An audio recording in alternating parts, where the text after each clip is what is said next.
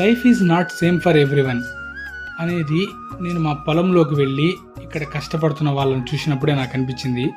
45 డిగ్రీల ఎండలో వీళ్ళు నారు వేస్తూ ఉన్నారు.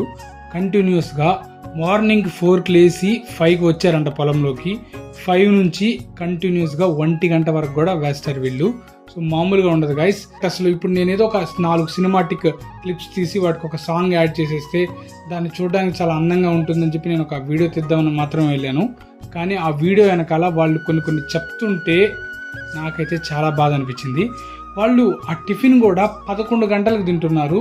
ఆ ఎండలో చెట్టు నీడ కూడా ఎక్కడా లేదు, ఆ ఉన్నా కూడా సరిగా లేదు. ఆ ఎండలో వాళ్ళు ఆనందంగా తింటున్నారు మాట్లాడుకుంటూ.